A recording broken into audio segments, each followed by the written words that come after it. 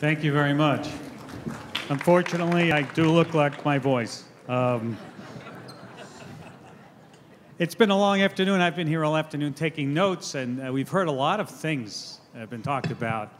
I've been doing science reporting for 40 years now. In fact, my first science story was Earth Day 1 back in 1970. So I've discovered in all those years of doing science reporting that there are a couple of issues that never go away that are always here. One is that we're going to have nuclear fusion 30 years from now. Every year it's 30 years from now.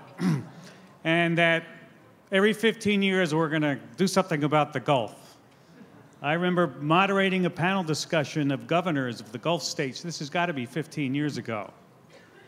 And I could swear those were the same slides I saw up there 15, 20 years ago that I saw today about, problems with the coastal land being lost and the barrier, rebuilding the barrier islands and yada, yada, yada. People just keep talking about this stuff, and every once in a while a hurricane or a natural disaster or something will come along and it bubbles up to the surface, and the coast and the Gulf bubbles down and loses more land or has another insult to its coastline. So it's a constant thing. And having spent 10 years as a reporter in Washington when watching the machinations, I know that you folks in the audience work somewhere in government. You wouldn't be here.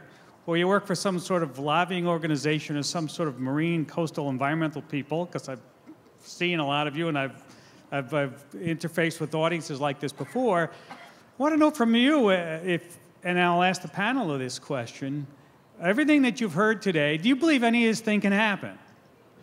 I mean, we've talked about money being set aside. Will that money be spent? We've talked about great ideas, and we've had presidential commissions before. I've seen a dozen of them that get put up on a shelf and nothing ever happens to them. Will the same thing happen with the presidential commission, the report that was released last week? What's going to happen? Yeah, that's going to be put on a shelf. Okay. Oh, something's going to happen. Well, let's talk about how that gets implemented, because this panel is about the future. And there are things we will try to cover today on this panel that did not get covered during the afternoon, which is going to be a difficult thing to do, and I'm sure we'll cover a lot of those things again. But also, I have a whole bunch of questions that got asked that no one got to ask. So if you have other questions that you wanted to have asked during the afternoon and did not get to them, we'll try to cover as many of these questions as you can, because I'm used to doing a talk show where we ask the audience for questions, and we'll try to do that today. But we have a really interesting panel. We have a great mixture of folks in different kinds of lines of work. You probably can read who the panelists are from your program, but let me go over that a little bit here. And it's interesting that we're sitting in Washington, D.C., because, as you know, back in George Washington's time, D.C. was a swamp. And you're all sitting on landfill, more or less. Did they have the Army Corps? The Army Corps is pretty old, but I don't think it's not quite that old. But people still think Washington is a swamp, but for a different reason than the landfill that's here. We're not going to go into that today, but I bring it up because I was going to talk about, because one of our panelists is an expert on this, is the 800-pound gorilla that's in the room here that was only touched upon about a little bit, and that is global warming and the rise of the oceans and global warming, because Washington is going to be one of those coastal towns, along with New Orleans and all the other towns in New York and all the other towns around the world, that in the next 100 years, and we'll talk about what those projections might be, we're talking about 3 to 6 feet rise in the ocean levels. And I have the Army Corps of Engineers sitting here next to me, and General Walsh, whose name was brought up a little bit before, might be able to tell us a little bit of what do we do about all those lands, those coastal regions that are going to be going underwater if global warming moves at a linear rate, and who knows, if it goes at a geometrical rate, how any of that stuff is going to happen. So I think that's one of the things we'll talk about today. And one of the items that I hear all the time when we talk about global warming and coastal regions is people talk about how expensive it is. We talked about today how much money there is in shoreline restoration, but no one really talks about what the cost of global warming is.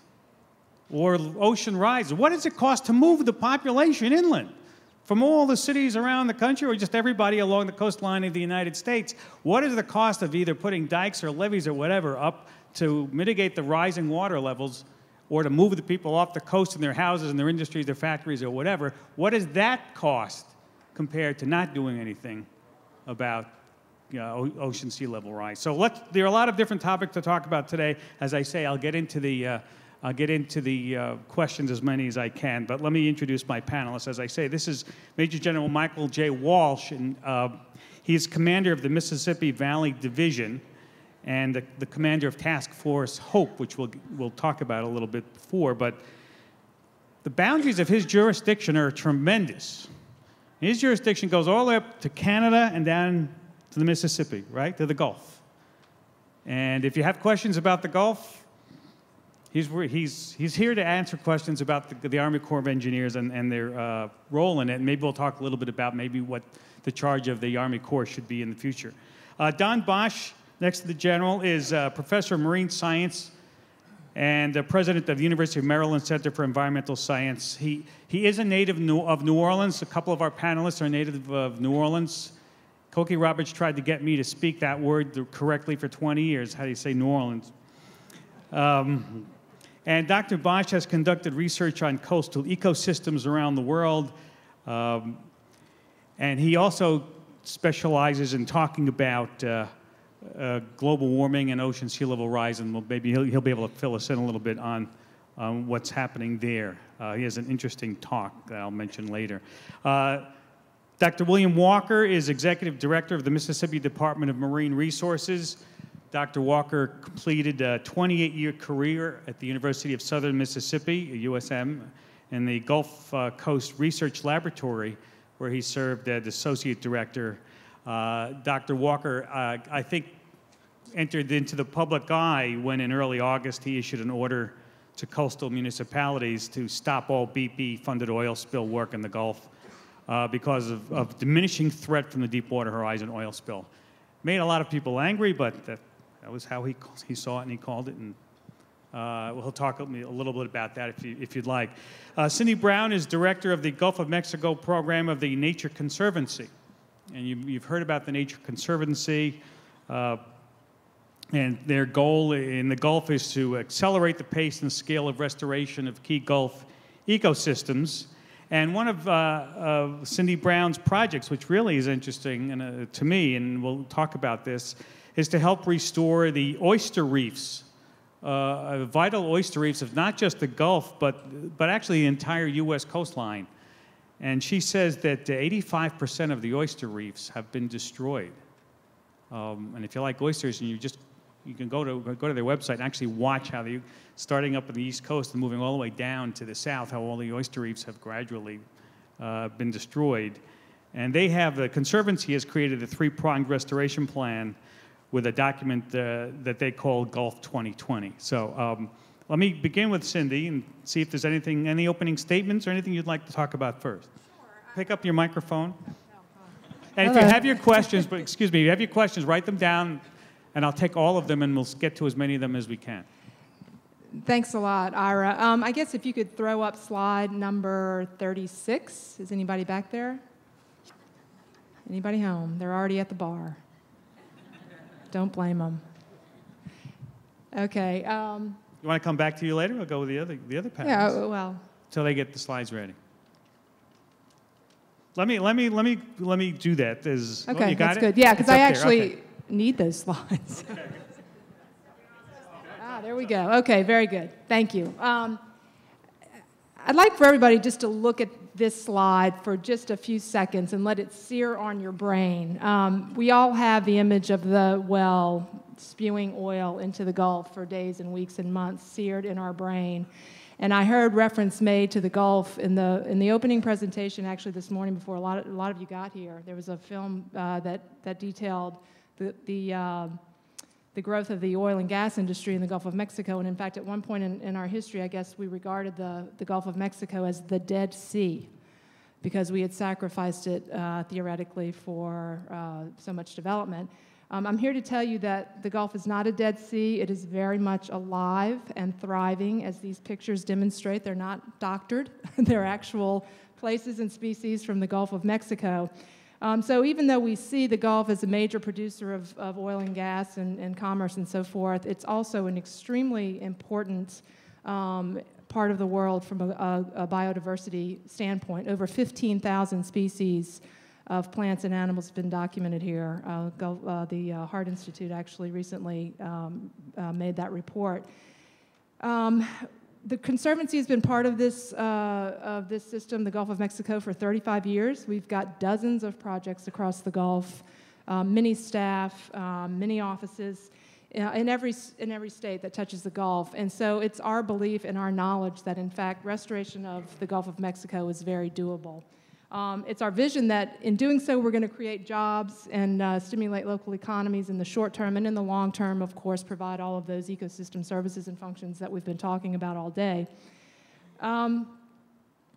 What I guess I'd like to emphasize, because we've talked a lot about plans, is that in fact there are plans and programs and projects that are ready to go right now. We've got many proof of concept projects across the Gulf of Mexico, small scale projects that are ready to be scaled up. What we need, of course, are the financial resources to do that. What I want to share with you today, though, is a story of hope, and it has to do with oysters. So if I can just quickly go through my story of restoring an oyster reef, I'd appreciate it. There's a place along the Gulf Coast where, you know, those of us who are from the Gulf and who have survived Katrina and the oil spill and all of the disasters that have hit are pretty beaten down, to be honest. But we're not giving up. There's a place along the Gulf Coast in Alabama, Mobile Bay, where folks are really sort of gathering their wits about them, collecting their resources, and are ready to make a difference regardless of what Congress does, although Congress designating Clean Water Act penalties would certainly help. The coast of Alabama was hard hit by the oil spill, but before that, the oyster resource was greatly decimated, as it has been across the Gulf Coast. And oysters are important. They provide food, as you mentioned, Ira, but they also cleanse water, they protect shorelines, they provide habitat for other fish.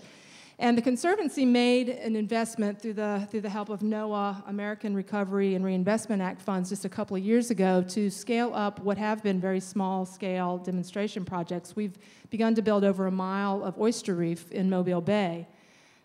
We were almost finished with that project when the oil spill hit, and we spent the next several months just simply trying to protect it. If you can see the next slide, what I'd like to report is that the reef was spared any major oiling, and in fact, we're now seeing spat. That's the slide I'd like for you to see. Spat actually beginning to, or baby oyster larvae beginning to set on the substrate that we installed. It's a story of hope, and I think what it tells us is that even in the face of what has been the largest oil spill offshore in America's history, restoration is possible.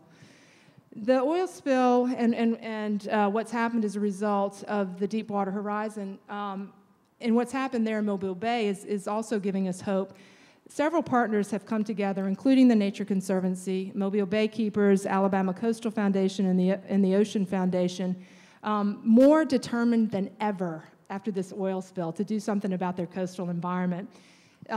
They basically schemed up a plan to greatly expand that 1 mile project to something of a much larger scale. They essentially dreamed up a vision to restore Alabama's coast, to create jobs through restoration, to restore the fisheries, to make those communities more sustainable in the face of storms and other events like this oil spill.